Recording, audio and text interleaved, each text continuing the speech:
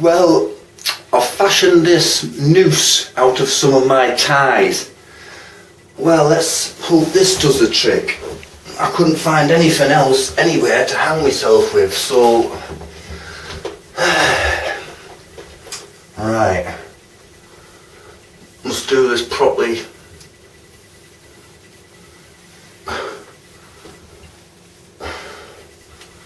There you go. Here goes. Ow, shit!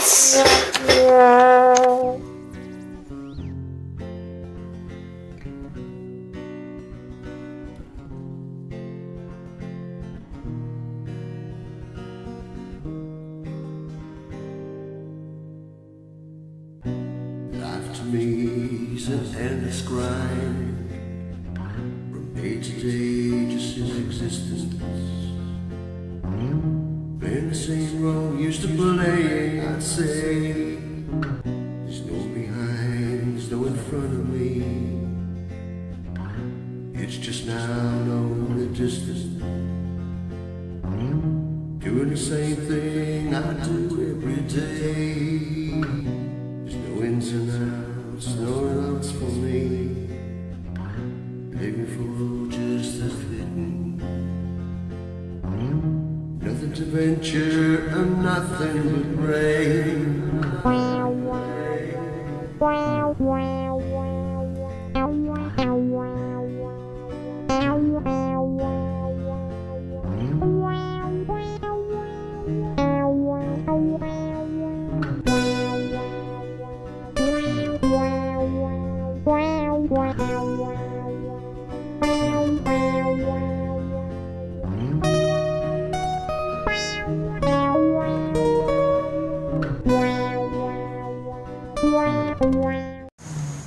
Depression. I think everyone's affected, whether it's yourself or someone you know. We've all seen it, been it, just clicks in at some point and you don't even know when it clicks in. It's like you get to a state where you just want to stay in bed. You don't want to see the day. You just can't be bothered. You go to your favourite restaurant for your favourite meal and it just doesn't taste the same. Nothing gets you excited. Whether it's going to your favourite place or beach or some serene place where you go think and it just becomes another place. You don't care anymore. You don't think straight. And you can't snap out of it. It's like you're stuck in first gear. Usually you're cruising in third gear through life. Something good happens, going fourth or fifth gear if you need to, you know, everything's fun. Nothing's fun, nothing. You don't care. You don't want to do anything. People around you, your friends, your close friends, they're just like blurs. You don't want to communicate with anyone. You don't want to do anything. And you just want to snap out of it, but you can't. There's something in your head. You know about it, but you just can't click it back. You're stuck in that first gear and you can't click it into third and you want to go, just click. I think the only thing that is time. I think the only cure is time. It's a delicate subject. As for suicide, I've had a couple of friends, man. One shot his brains out of school, another one hung himself with kids a few years ago, so I don't understand it. I think it takes courage to do it, but it's also sad that you leave the hurt behind for other people to deal with, so I don't get it. I just don't get it at all. The suicide rate for men in the UK is 3.5 times than women, which is definitely a really shocking statistic. And if that doesn't set you know, alarm bells ringing. I don't know why people aren't, you know, doing anything about it.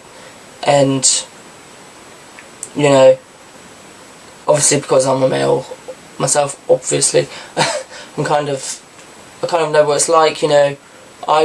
When I've had depression, people have always just kind of been like, oh, don't be so stupid, or just ignore it, or man up, or whatever.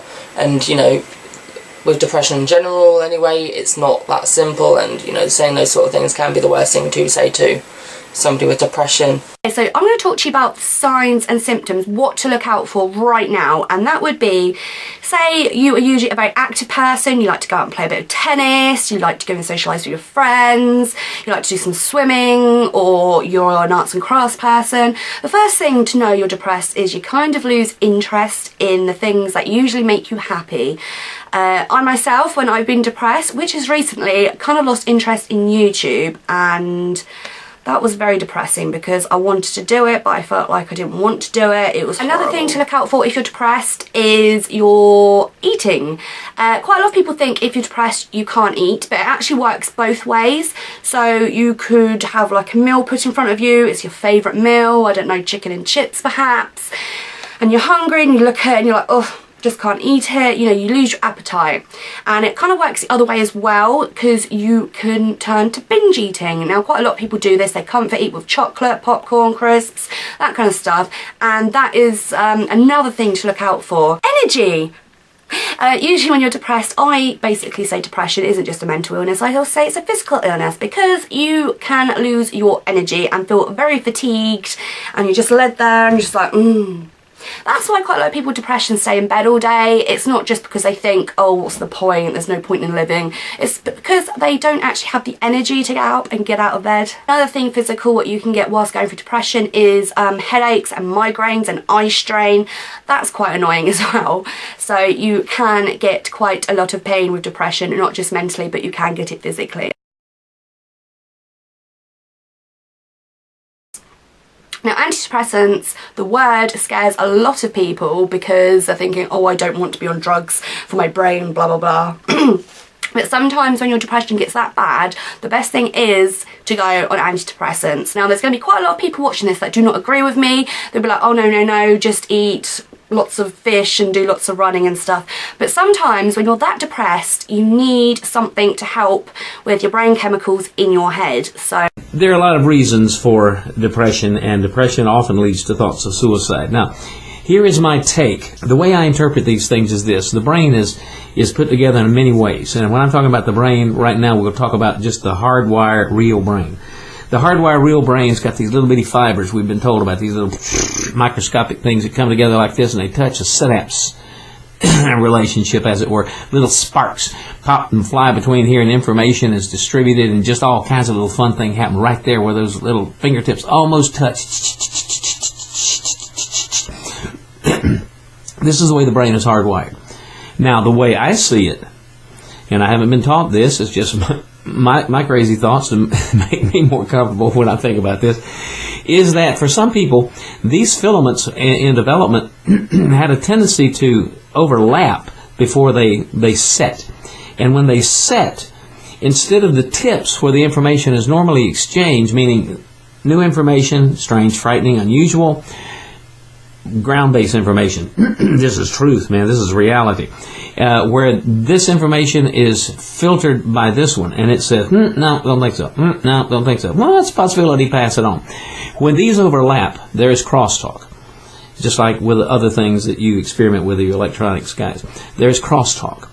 And sometimes, because this bypasses the filters over here, it gets directly into the brain. And it'll tell the brain things like, well, I don't think I'm any good. People tell me I'm sorry, I'm rotten, I'm funny looking, I'm fat, I'm ugly, I'm stupid, I don't have any talent, no reason to live. And it goes straight into the brain. And the brain is thinking, all right, this has been processed, been filtered, whoa, good information, I got to work on this. So the brain starts to work. Well, gosh, wow, you're not a lot of things. Well, I'm still suicidal. I'm going to have to come up with something else. I know. I think I'll blow me fucking head off with this. Goodbye, cruel world.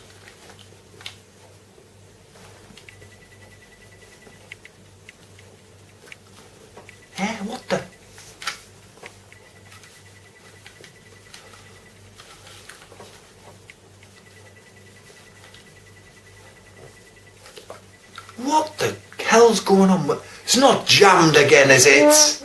The same thing happened last week when I tried to shoot one of the neighbour's pit bulls. Well, I'm going to have to come up with a different method of suicide, aren't I?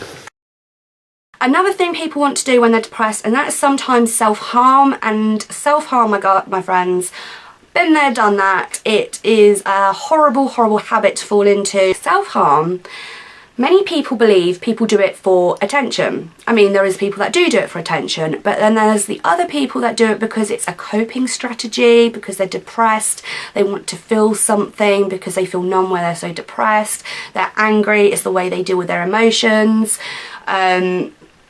It's not a nice thing, and it's not nice when people then start accusing people of doing it for attention, and it leaves scars on your body. It's not just cutting, people also burn themselves, they bite themselves, they pull their hair out, and it's just horrible. I think it definitely is getting worse with cyberbullying.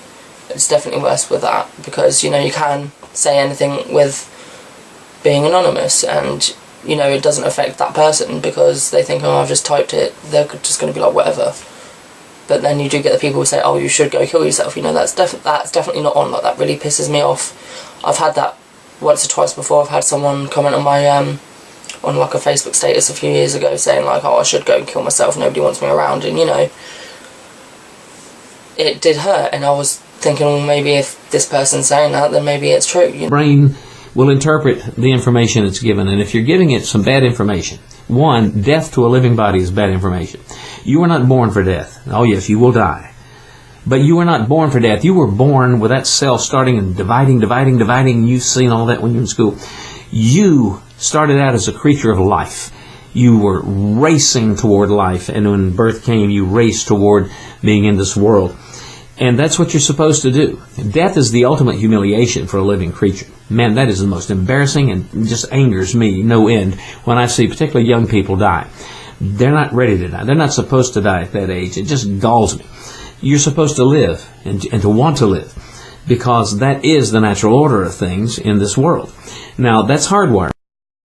Now, there's chemical wiring, too. There's chemicals. There are chemical relationships here where these little things come together. There are chemicals in the brain that sometimes we're born with more of one and less of another. If you've got a chemical imbalance, the best people to go to are your medical doctors, your psychiatrists. They can write prescriptions. Scripts are very good for things dealing with chemical imbalance.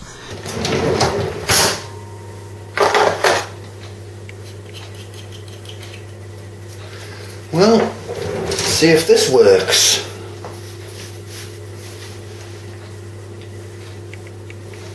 Oh, shit.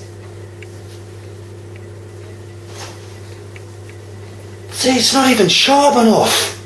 Fucking scratches. Oh, for fuck's sake. I mean, there is coping strategies for it. If you are tempted to cut yourself, one of the best things to do is, if you want to feel the pain, is get some ice cubes, and you just put the ice cubes in your hand and you squeeze them, and you'll feel that cold burning sensation. It really hurts. Oh. But it's better than, you know, getting scars and stuff.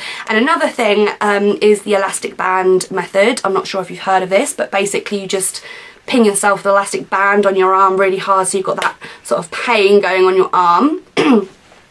Or there's another strategy which I find is probably most helpless for, well, when I was in that boat, and that is art.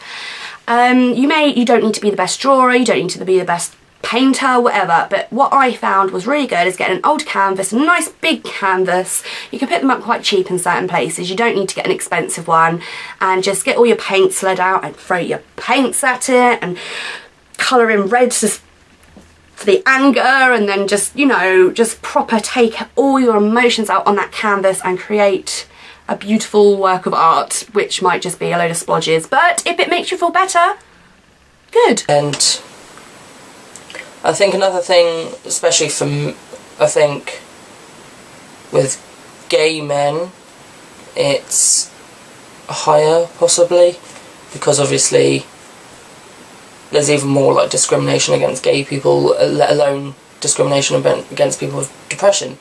And so, you know, getting all this hate about your sexuality and stuff, that's building on top of you not thinking thinking highly of yourself, and you know, not feeling any self-worth for yourself. And you know, so being bullied about your sexuality and about who you are and about who you love, you know, that's gonna kind of double the amount of stuff on your mind. And I think that's definitely a contribution to gay men or gay people in suicide. And so I say to all of you out there, particularly teenagers, the hardware or the hardwired reality, the chemical, the electrical, and the spiritual components are very real. Don't dismiss them.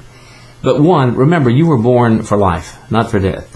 And when you think about taking death, you know, you've got to have a point of reality, I believe, that you need to set your foot down and say, wait a minute, even though this is so real and I feel it so intensely, so emotionally, and I believe it and I'm suffering, I'm crying, I'm hurting, and I'm just going to pieces, it isn't true.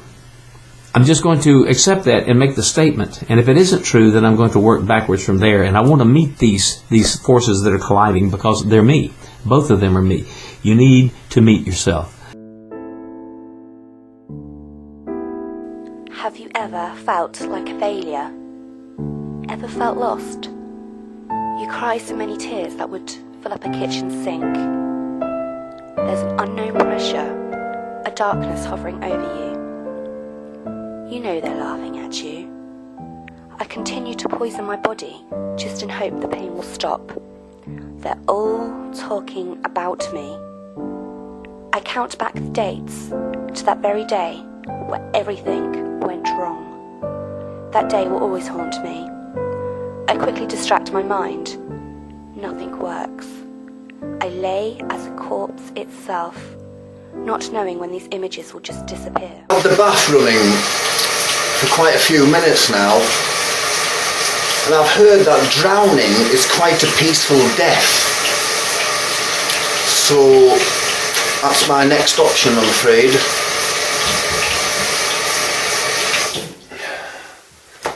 Right, here we go. This is it. See how long I can hold my breath for. No, I'm not even going to hold me breath. I'm going to fucking drown to death. Right, here goes. Ow! Shit! Oh, it'd help if I put the fucking plug in, wouldn't it? Jesus. I have never suffered from depression in my life. Okay, I have experienced depression, probably maybe 1, 2 or 3 days a year, or maybe a bit more, but I don't have these big long periods of depression, so I know what depression feels like, okay, but I'm not a depression sufferer. A lot of people think that, well, there's a lot of theories about depression. Is it due to disease? Is it due to a hormone imbalance in your brain? Or is it just your own thinking has caused your depression? Yeah, there's many theories out there. And all I can do is talk from the theory that I've sort of latched onto, and that is the thought that depression is mind-based. Okay, now, some people know that I own a holistic healthcare centre in Perth. I've got 2 businesses, that's my other business.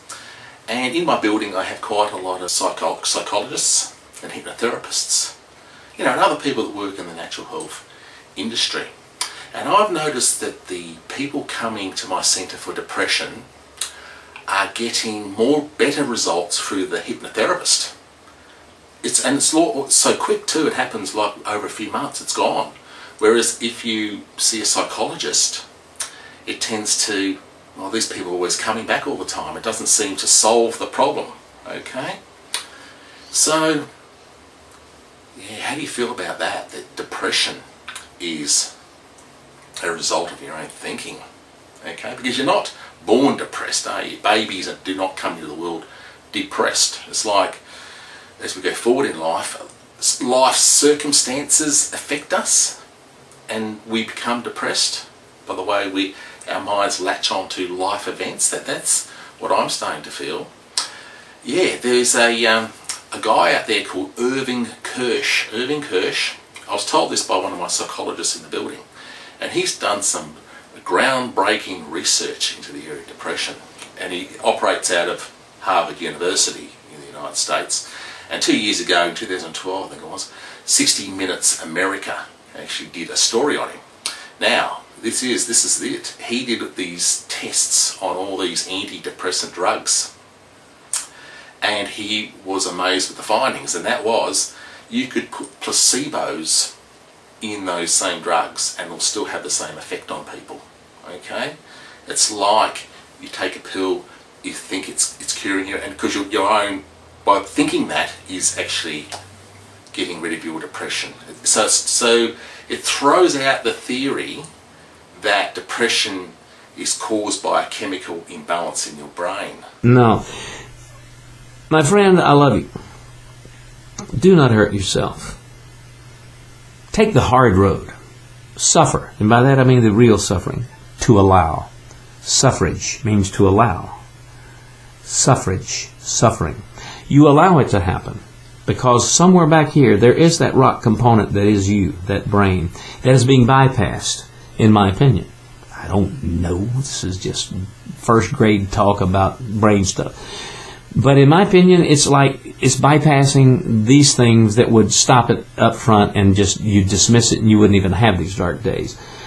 But you must understand that you're a person of worth, of great value. You were here because you won the first race. Because that tiny spark of life inside of you wanted so desperately to live.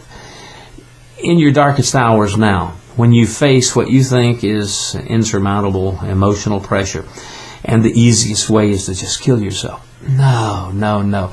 You're being lied to.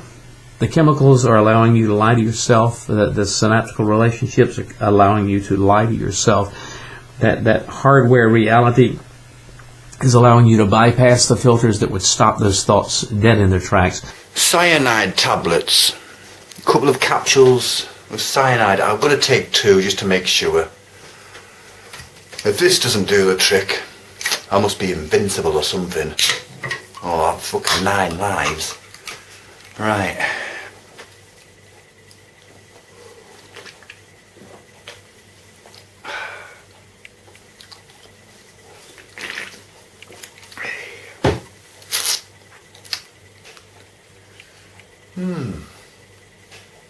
Effect should be instantaneous. Maybe if I jog around the house a little bit to dissolve a bit quicker. Oh God. I've just realised I took the wrong fucking tablets. They're fucking ketamine. Horse tranquilizers. Oh no.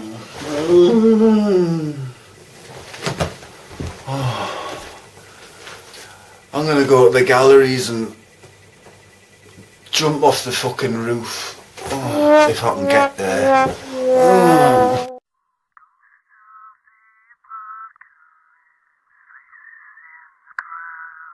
Ghosts of the apocalypse, faces in the crowd.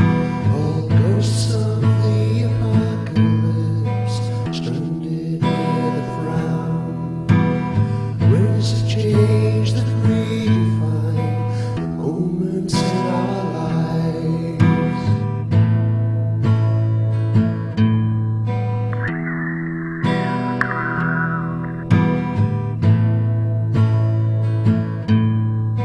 Skies are blue,